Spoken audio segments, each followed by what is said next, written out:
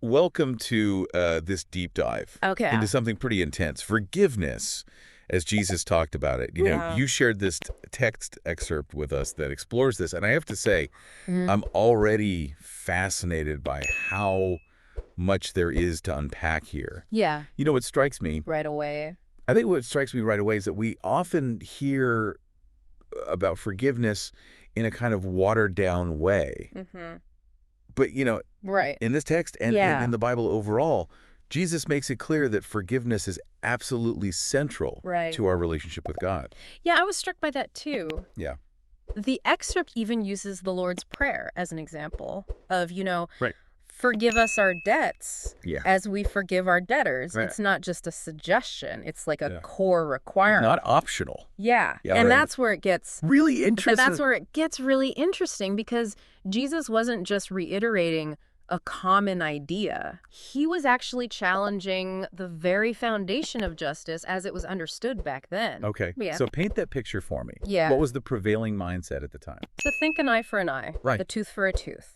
Yeah. Retaliation was the norm. It was considered Right. completely justified to pay back a wrong with an equal wrong. Mm. It was even seen as a way to maintain order and balance in society. So how does Jesus' teaching on forgiveness fit into that? He completely flips the script. Okay. In Matthew 5, he says, "You have heard that it was said an eye for an eye, but I tell you, do not resist an evil person. If anyone slaps you on the right cheek, turn to them the other cheek also." Wow. Now imagine hearing that. In a world where revenge was seen as a moral obligation, Right. it would have been radical, even dangerous. Right. Because it's not just about personal morality. Right. It's challenging the whole system. The whole system, yeah. But then he goes even further, right? He does. The text mentions this part where Peter asks Jesus Oh, yeah. how many times he should forgive someone. Exactly. And Peter, Yeah. maybe trying to be generous, suggests 7 times. Right. But Jesus replies with 77 times. Oh, wow. Or some translations say 70 times 7. Okay.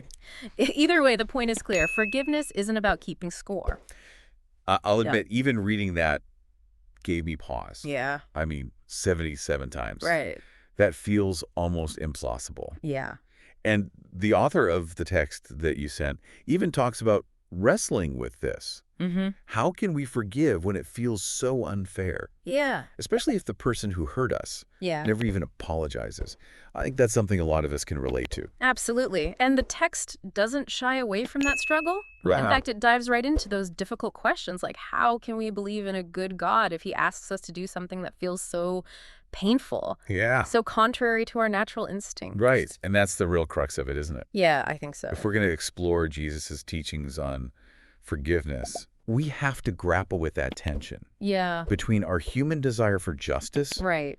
and this seemingly impossible standard of unlimited forgiveness. That's where it gets truly fascinating. Okay. This text doesn't just present a list of rules. Yeah. It invites us to think deeply about what forgiveness really means Mm-hmm. and why it might actually be in our best interest, even when it feels impossible. Right. You know? So if we're talking about this radical kind of forgiveness, does that mean we just let people walk all over us? The text mentions that forgiveness doesn't equal being a doormat. Right. How do we reconcile those two ideas? That's a great question. And that's where things get really nuanced. Okay. The text points out that even Jesus, the ultimate model of forgiveness, set boundaries. Uh-huh. He didn't put up with abuse or disrespect. Right. He walked away from situations that were toxic. Can you give me an example? Absolutely. In Luke 4, we see Jesus leaving a town Mm-hmm. when the people become hostile and threatening. Right. And in Luke 23, he chooses not to engage with Herod, who's clearly trying to mock and belittle him. So it's not about passively accepting whatever comes our way. Exactly. Forgiveness is an internal decision Okay. to release the bitterness and resentment we hold towards someone. Uh-huh. It doesn't mean condoning their actions or letting them continue to hurt us. Right. We can forgive, hey, and still set healthy boundaries to protect ourselves. I'm starting to see how this goes beyond just saying, I forgive you. Yeah. It's about a deeper shift in our own hearts and minds. Right. And it's not always easy. Right. The text acknowledges that often there are deep wounds, Mm. unfelt grief, unprocessed anger, Right. maybe even feelings of betrayal and abandonment Yeah. that make forgiveness feel impossible. And I imagine those feelings are amplified when we're talking about forgiving someone Oh, yeah. who hasn't even acknowledged the harm they've caused. Absolutely. But here's where I find Jesus' teaching so powerful. Okay. He doesn't just command us to forgive and leave us to figure it out on our own. He invites us to come to him for help.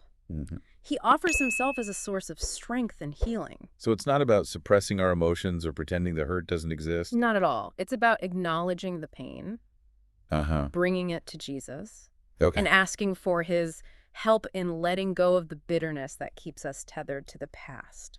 You know, when you put it that way, it starts to feel less like a burden and more like a path towards freedom. That's exactly the point. The text emphasizes that Jesus' commands aren't meant to weigh us down, Right. but to liberate us. And this brings us back to you, the listener. Yeah. Have you ever felt that weight of unforgiveness? Yeah. That sense of being stuck in a cycle of hurt and resentment? Mm. This is where I think Jesus' message offers a profound and challenging invitation. Right. An invitation to step out of that cycle and into a new way of being. You know, it strikes me that forgiveness, the way Jesus talks about it, it isn't just about the other person. It's Right. about our own well-being, too. Yeah, that's such a crucial point. The text actually compares holding on to unforgiveness to drinking poison and expecting the other person to die. Wow. We're the ones who end up suffering the most. That's a powerful image. Yeah. I've heard that before, but I never really thought about it. Yeah. In the context of forgiveness, Right. it makes you realize Mm-hmm. how self-destructive it can be to cling to those feelings of anger and resentment. It's like carrying around a heavy weight. Right. It weighs us down emotionally and spiritually. Yeah. And the text highlights how this weight can manifest as unfelt grief, unprocessed anger, Yeah. feelings of rejection and abandonment. Mm-hmm. Those are deep wounds that need attention and care. And I think it's important to acknowledge that those wounds can come from all sorts of experiences. Right. Some of them incredibly painful and traumatic. Yeah, absolutely. The text doesn't shy away from that reality. Right. And that's why simply telling someone to just forgive Right. is often unhelpful and even dismissive of their pain. True forgiveness, the kind Jesus is talking about, Right. requires a depth level of honesty with ourselves Oh. about the hurt we've experienced. So how do we even begin to approach forgiveness Yeah. in those really difficult situations, especially when it feels impossible to do on our own? That's where Jesus' invitation comes in. Okay. He doesn't just leave us with a command to forgive. Right. He offers himself as a source of strength and support. Mm. The text talks about coming to him without delay, Okay. bringing our pain and our struggles to him, Right. and asking for his help in letting go. So it's not about pretending the hurt doesn't exist Not at all. or suppressing our emotions. It's about acknowledging those feelings, Okay. bringing them to the one who can heal us, and asking for his grace to empower us to forgive, even when it feels beyond our human capacity. This deep dive has been really insightful. Good. I feel like I'm starting to see Jesus' teachings on forgiveness in a whole new light. Oh, good. Less about following rules and more about a journey towards inner freedom.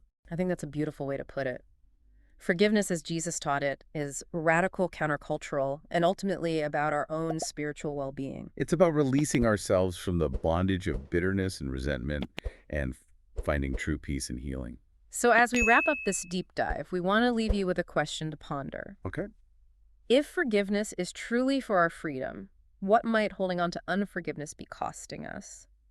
It's a challenging question, but one worth exploring. I agree. We've included a link to the full source material in the podcast description, and we encourage you to continue diving deeper into this important topic. Thanks for joining us.